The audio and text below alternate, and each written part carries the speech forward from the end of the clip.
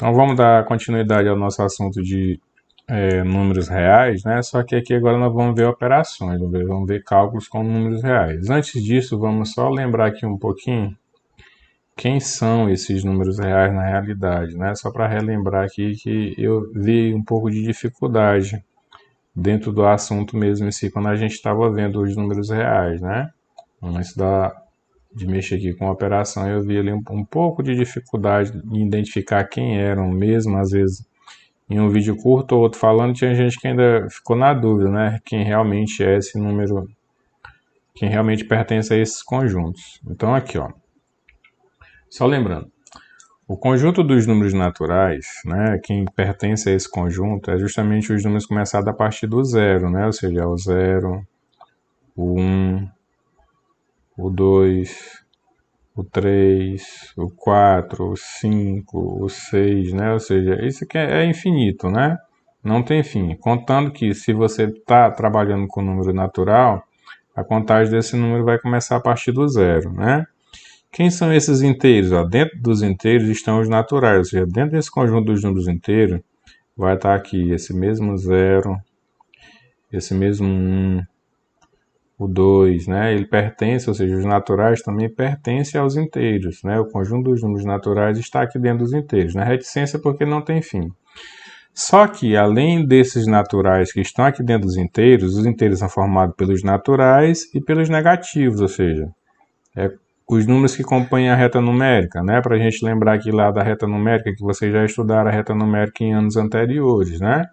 Então, todos os números negativos e positivos, ele compõe aqui os números inteiros, né? Que também, para o lado negativo, aqui é infinito, né? É o menos 1, menos 2, menos 3, menos 4, menos 5, ou seja, é infinitamente.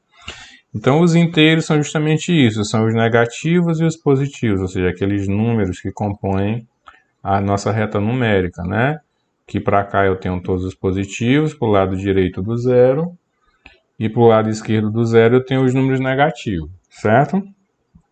E aqui os racionais, né, que eu até apaguei aqui um pouquinho a letra Q, passei a borracha sem querer em cima aqui da letra Q, né, que é essa mesma letra aqui, ó. E que representa o conjunto dos racionais. Deixa eu fazer ela aqui mais ou menos, representado pela letra Q. Quem são esses racionais? São todos esses, ó. São esses naturais, são esses inteiros, ou seja, são esses começados a partir do zero, são os negativos, ou seja, aqui dentro desse conjunto aqui dos racionais já se encontram os naturais, né? Que são só os números a partir do zero, e aqui dentro também já se encontram os inteiros, ou seja, esses mesmos números que nós colocamos aqui que não tem fim, por lado positivo nem negativo, né? E além desse, eu vou ter o quê? Aqueles números que representam raiz quadrada exata ou não exata. Eu vou ter, né, os números decimais, eles vão entrar aqui também, né? Eles vão fazer parte aqui dos números decimais. Tipo, o decimal normal, 1,5, né? Ou a dízima periódica, que é aquele onde o período se repete, né, infinitamente. Aí você tem 2,333333, né? Ou seja, que você quando você vai dividir uma fração, quando você vai dividir uma pela outra, né? Que o resultado dessa fração não tem fim, né? Ou seja, aquele número ali vai continuar se repetindo infinitamente. São as dízimas periódicas, né? O próprio valor do π, que a gente não viu ele aqui, mas que eu vou colocar ele ainda no assunto separado, né? Deixei ele lá no começo para a gente ver ele depois, né? Que a gente vai fazer uma coisa só sobre ele, que o valor do π, só lembrando, que vocês já sabem, mas só para relembrar, né? É o 3,14, mas é infinito também, né? Depois desse 14 tem vários outros números, né? Que é o valor referente à circunferência. Então lá. Vamos ver os problemas aqui envolvendo justamente essa multiplicação desses números racionais, né? Ó. Quem é o meu, ou seja, vocês já sabem, ó, o 5, ele é um natural, né? E essa raiz de 3 aqui, ó, ele é justamente um número irracional porque não tem, é um número racional porque não tem raiz ali, né? Ele está dentro do conjunto dos racionais, tanto o 5 como essa raiz de 3. Aí ele pede o seguinte, para calcular com aproximação até a segunda casa decimal, o produto de 5 vezes a raiz de 3. E aqui ele já lhe dá o valor dessa raiz de 3. Ó. Se ele não lhe der essa raiz de 3 aqui, como é que eu vou conseguir ela? Só com uma calculadora, ou a calculadora do celular, ou uma calculadora normal que calcule a raiz quadrada, né? Então ali o que eu vou fazer para resolver? Eu vou multiplicar 5 vezes a raiz do 3. Quanto é a raiz do 3? É 1,73, viu? Então eu vou resolver essa multiplicação, ó. Eu resolvendo essa multiplicação, pronto, o problema está resolvido, né? Aí só lembrando que esse 1,73, se a questão não me desse, eu teria que usar uma calculadora para poder pegar o valor dessa raiz de 3 que é aproximada. A raiz de 3 aproximada não tem como a gente calcular ela a não ser usando a calculadora, né? É a forma mais viável de calcular. Que tem, né? Uma outra forma, mas é mais complicado. Então aqui, ó, 3 vezes 5, 15, vai 1. 5 vezes 7 são 35 e 1 são 36, vai 3, né? E 5 vezes 1, 5, com 3, 8. Então você tem 865, né? Só que aqui, ó, tem dois números depois da vírgula. Aqui no meu resultado, contando de trás para frente, eu deixo também dois números depois da vírgula, né? Então vai dar 8,65, né? Seria o resultado dessa multiplicação da raiz cúbica de 3 ali, ou seja, a multiplicação entre dois números racionais. Aqui, ó, a raiz quinta, perdão, eu tenho aqui a raiz quadrada de 5 elevado a 4, viu? Eu posso resolver ela de duas maneiras. Ou eu posso repetir esse 5 4 vezes, né? Multiplicar e depois tirar a raiz quadrada, que eu acho que é o exemplo que está sendo trazido aí no livro, é esse, né? Ó. Deve ser esse aqui, o exemplo que está sendo trazido aí, onde você vai multiplicar aqui a raiz, aí você vai fazer 5 vezes 5, 25, 25 vezes 5, 125, 125 vezes 5, 625. Aí você vai ter aqui 625. E aqui nós vamos tirar a raiz quadrada do 625, que a raiz quadrada do 625 vai dar justamente 25, viu?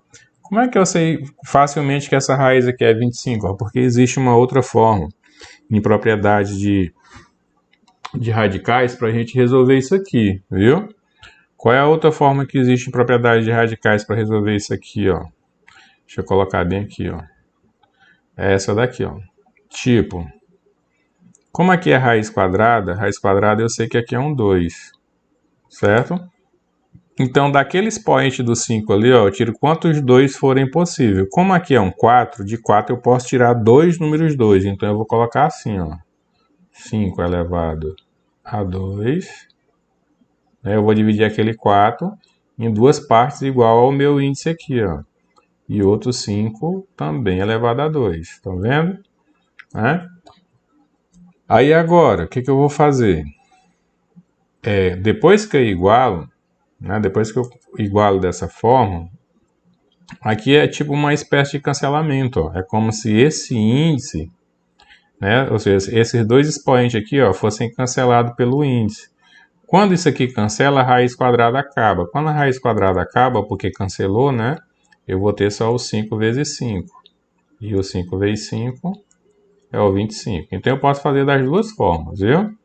Existem as duas e vocês viram que o resultado não muda, é o mesmo, né? 25 e 25, viu? O outro caso, o outro exemplo aqui, ele pede para fazer uma soma, né? Mas é na mesma situação, ó. Com valores aproximados até a segunda casa decimal, determine, né, a raiz quadrada de 14 mais a raiz quadrada de 2. No caso, a raiz quadrada de 14, ele já dá aqui, ó, 3,74. E a raiz quadrada de 2, 1,41. Então, o que você vai fazer? Você vai só substituir, ó. Quem é a raiz quadrada de 14? É o 3,74. Certo. Mais, né? Mais ali, a raiz quadrada do 2. Quem é a raiz quadrada do 2 que a gente vai colocar? É 1,41. Ele está pedindo, ele dá até o total de casa, né? Ele está até a segunda casa decimal, viu? Se por acaso ela não tivesse calculado, a gente teria que usar, como eu falei para vocês, uma calculadora, né? E aqui é só somar, ó, 3,74. A caneta está um pouco ruim para pegar, não sei qual motivo. Então, 3,74 mais... Lembra, como são decimais, o importante é que a vírgula fique embaixo da vírgula, né? Não importa se vai sobrar algum número, né? Somando, o que a gente tem aí? 4 mais 1, 5. 7 mais 4, 11, vai 1, né? Para cá, para cima do 3. Aí 1 mais 3, 4. 4 mais 1, 5. E aqui, né, bem nesse ponto aqui, a vírgula vai descer, né? Então, 5,15 é o resultado da soma da raiz de 14 mais a raiz quadrada de 2, né? Pronto, esse aqui é o resultado que vai ficar aí, viu? Aí aqui, lembrando aqui também o seguinte, que dentro desse assunto, né? A gente viu também no início a questão dos reais, né?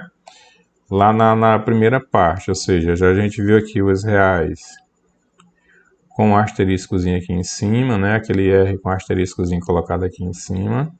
Que a gente viu que esse asterisco aqui, ele coloca, né, o conjunto dos números reais tirando, né? Ou seja, ele vai tirar o zero, né? Quando eu tenho este asterisco, eu já sei que o zero vai ficar fora do meu conjunto aqui, né?